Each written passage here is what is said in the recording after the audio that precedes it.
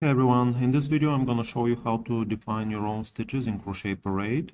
In the previous video I showed you how to use aliases to define synonyms or aliases of stitches and how to modify pre-existing stitches. Today we're going to talk about how you make your own stitches with their own connections and attachments, in other words, their own topology. The relevant section of the manual is row stitch definitions and grammar, so that's what we'll be focusing today on.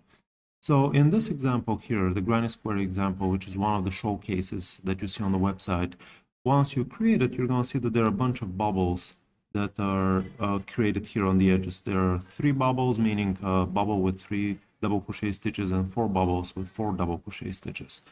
Now, those are already implemented in the code. However, the first bubble starts with chains and then there are 3 double crochets attached to the same spot with sharing the same head, and that new bubble starts a new yarn, in this case of green color. So that type of stitch was not defined in the library by default, so I had to create it on my own. And this is the stitch I'm talking about. It's the one that starts again with a few chains, and then there are 3 more double crochets attached to the same spot, again sharing the same head, the same V part of the stitch. They're all attached to the same point here. Again, this is a standard crochet bubble. Now, what does it look like in the code? In the code, it's defined right here. So this is double crochet, 4 of these. It's a bubble, and it's starting a new one, meaning it's starting a new line, new yarn. And as you can see, I defined it using this row stitch definition, which is a completely separate component in the CrochetPARADE language. As you can probably notice, it looks very different from everything else in this crocheting code that I wrote. So this is the definition, and this is where it's used in the code. So we'll be talking about how you define your own stitches similar to this one. Okay, so you can follow the manual, and something you're going to notice in the manual is that this code is automatically translated to a JSON format internally in the code. So if you guys are coders, you can take a look at the code and see exactly how the implementation works, or you can just follow this tutorial, which pretty much walks you all through this manual here. So let's begin. I'm going to copy that definition that you saw there, and here it is. I'm using Journal++ to do these notes here, and here I just copied the same definition, but I put new lines to separate the different components of a new stitch. As you can see, each component starts with a reserved symbol, so the amp is a reserved symbol, the caret, the colon, the tilde, and same thing with the hyphen. So anything else goes here as well, not everything else, but then anyway. So the first component is a comment. This comment is not used by the code, so you can write anything, even leave it blank if you want to.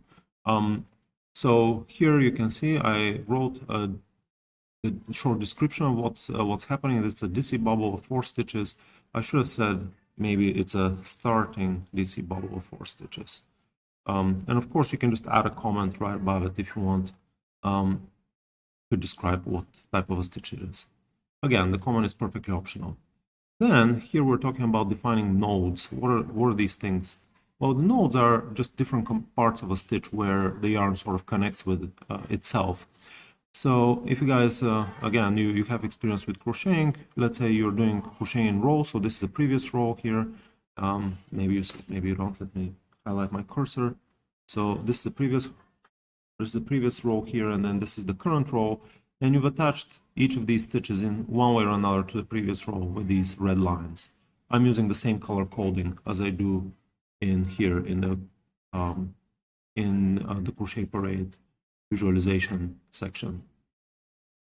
So again, blue corresponds to the natural progression of stitches, and the current row, all these stitches have been made. This is the last stitch that we've made, which in the code it's labeled with an exclamation mark. So let me show you what I'm talking about. So if you look at this code here, and if you scroll a little bit to the right, you're going to see there's an exclamation mark right there, which we're going to talk about in a minute. So let's say you want to define a new stitch. Let's say it's some kind of a cross stitch or cross-like looking stitch.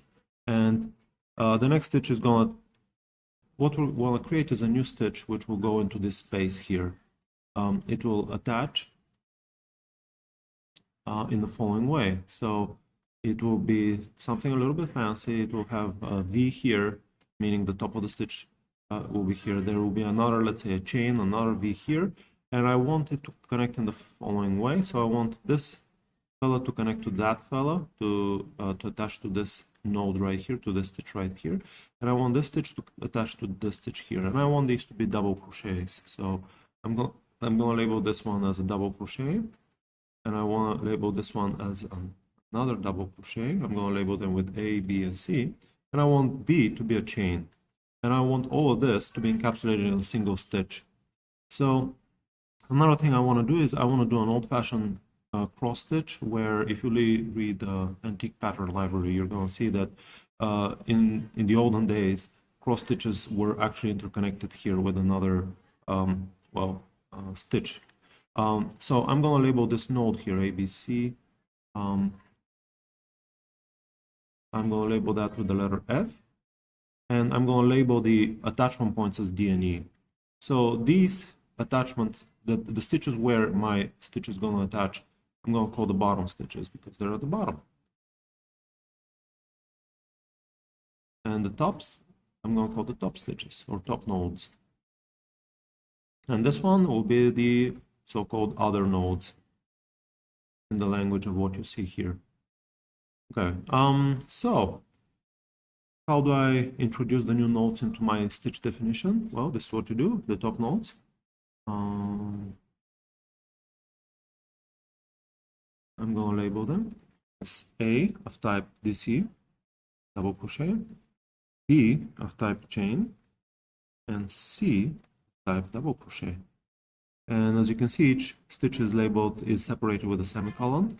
Now, why do you need these labels, DC, chain, and so on? The reason is the following. When you hover here over your project, you can see information about each and every stitch. So if I hover over this node here, you can see that this is a chain that's part of the DC bubble, double crochet double. And there's another chain here, part of the same DC bubble. So it would be nice to be able to have information about each and every separate component of this, again, fancy type of stitch. So that's what's going on here. That's the information you're going to give your writing. So as you hover the mouse over this node here, over the stitch, it will show it's DC, part of this green fella. Now, I didn't give a name for the green fella, so let's call it something. We're going to call it new cross stitch. And as a comment, I'm going to write something, my fancy stitch. Okay, now what are the bottom nodes? The bottom nodes have already been defined because they're already attached to your project. So you don't need to specify their types. I'm just going to write them out, D and E. The other nodes, there's only one of them, F. By default, it's hidden, so there is no pink sphere drawn for it. You see here there are nodes that are not drawn. If you want it to be labeled, you can put the label in parentheses, junction. So if you hover over it, it will show up here in the list. Okay, so we've defined everything here. Now let's define the connections. The connections are all these lines that you see here. So the previous stitch, which is the exclamation point, is attached to node A, and in between two dashes, I specify the length of that attachment. Let's say it's length 1 unit, and 1 unit corresponds to the length of one chain by default, unless you change the length of a chain, of course. Then with the semicolon, I'm going to introduce the next connection. It's between nodes A and B. And let's say that connection is a little bit shorter, so that chain, let's say you put on the yarn a little bit harder, so you increase the tension, and let's say you made it 0.6 units long. And then B is connected to C with the same length. Okay. Then I don't need to connect D and E, those are connected in the previous row, but I definitely need to connect D and F. So I'm going to connect D and F with a single unit of length, and then F and C are also connected. I'm just looking at this connection right here. And then I need the connection between F and A and E and F. Okay, so let's write that.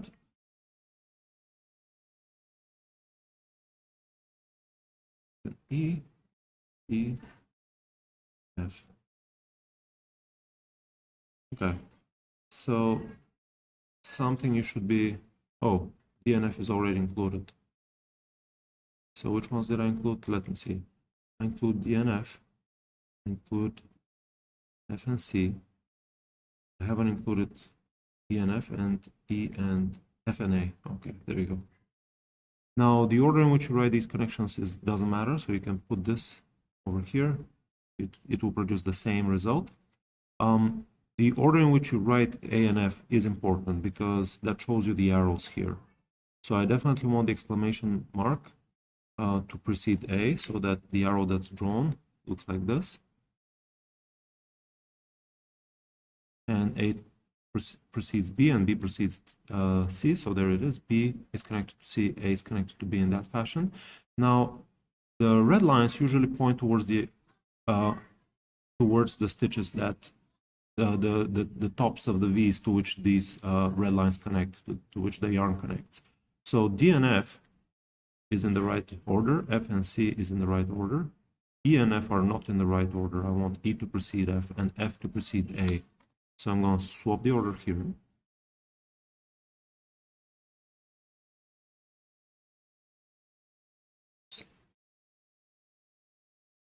F precedes A and E precedes E. So there you are. We wrote out all the connections. Now, what is the attachment? The attachment is an optional argument. The attachment tells you how you want, for the rest of the garment, how you want A to be treated, how you want A to be thought of as being connected. And you may think of A being connected to E and C being connected to D. So you may want to write something along the lines of A is connected to E and C is connected to D, like this. Now, again, this is optional. You don't need to write it because, you might think, oh, A is connected to D, C is connected to E. So why is this important? The only time when this is important is if you create a new stitch, a funky stitch, let's call it, which doesn't attach, so A doesn't attach to E, but let's say it attaches to the attachment point of E. If you want to do that, then what you want to specify is that on the bottom note definition, I want to put a symbol here, let's say 2. That would mean depth 2, meaning I need to attach this junction F to the bottom or to the attachment point of E. If this is 3, then it's the attachment point of the attachment point of E. So how do you follow the attachments? Well, these connections here specify the attachments. And an example of the stitch is shown right here. When we, if you look at the swatch example, towards the end, there is this funky stitch which uses a depth of 2. So let's look at what it looks like. It's somewhere here. Okay, let me make the fabric a little bit thinner, the yarn a little bit thinner, and you can see that, maybe you can see, maybe not, hopefully you can, that this is part of the funky stitch, right? It's right here. It connects to the previous row on the left and on the right, but it also connects to the attachment point. Let me zoom in. This stitch doesn't attach to the previous row right here, but it attaches to the attachment point of this stitch right there. So that's the 2C that you see here. So how stitches are connected with each other, again, you want to specify them here if you're going to be using these funky stitches. If not, then this part you can just omit it. So let's try to run our definition in a particular example. So I'm going to copy this and I'm going to paste it to CrochetPARADE. I'm going to start a new instruction and I'm going to start with chain 10, turn. Let's look at what it looks like. There it is. And then I'm going to do skip 1 and I'm going to do 3 single crochets, let's say. So here they are. I'm pressing Shift Enter, which is a shortcut for calculate and show model here. And I'm going to make all these lines a little bit thicker so you can see them. So here are the 10 chains. I turn, skip the nearest chain next to the hook, and then I do 3 single crochets on the next row.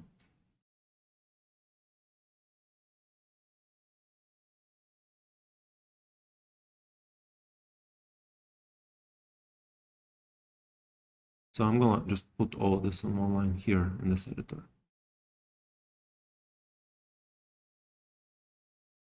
Okay.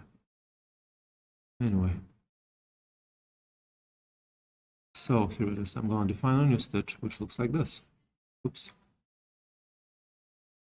Alrighty, my fancy cross stitch. So let's use it. And I'm going to click Shift Enter, and there it is. Here it is, as you can see. These are 3 single crochets. Then I have a double crochet. Here it is. That double crochet is part of the new stitch. That corresponds to node A. Then I have a chain. Chain, which is part of the new cross stitch. That corresponds to chain B. And then similarly, this is C. Okay, so let me do 2 more chains, or 3 more. How many are there? 1, 2, 3, 4. So 4 more single crochets. And this is what the stitch looks like embedded in the fabric. Then I'm going to turn, skip 1, and I'm going to do 9 single crochets here. And here it is. This is what it looks like. Now you might want to shorten the lengths of this length here and this length there. How do you change those lengths? Well, you go here, and that 0.6 connection between A and B, I'm going to drop it down to 0.3, and similar to the connection between nodes B and C. That's B and C and A and B right here. So let's press hit enter, and as you can see, that connection shortened. Here you can see that the stitch in between, the F stitch, shows up as type junction. If you erase that junction, okay, that stitch will be hidden. So it won't show up, that node won't show up at all. Okay, so this is a brief introduction again of how you use these the raw stitch definitions to give yourself the option of introducing new stitches. Here is a place where I've used such stitches. This is the popcorn stitch here. You can see a definition here, or you can see a definition in the code as well. With that, I'm gonna end, except there's, this is how all the stitches by default are defined in the code, in case you want to ever look at it. This is the code hosted on codeberg.org. It's open source, and you can see how double crochet is defined using the raw stitch definition. You can see how it's defined. It's of width 1 and height 1.5. Single crochets of width 1 and height 1.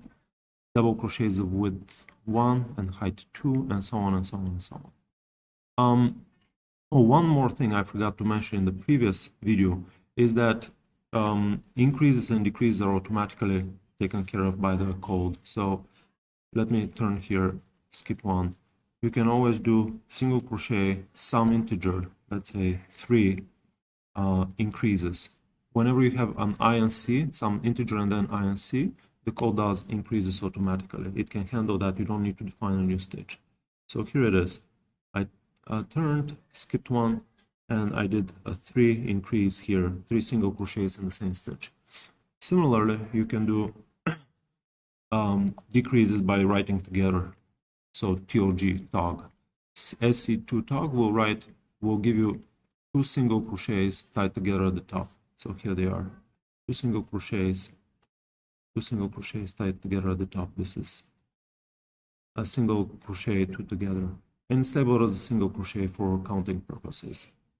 And you can do this with any of the familiar stitches. The next one maybe do 2 DC increase. So here it is. So as long as you proceed, as long as in the increase or in the decrease, you write a stitch that's already been present, some integer number of stitches, and you write INC or tog, the code will automatically combine the stitches in this way. All right, so with that, I'm gonna end. Take care, everybody.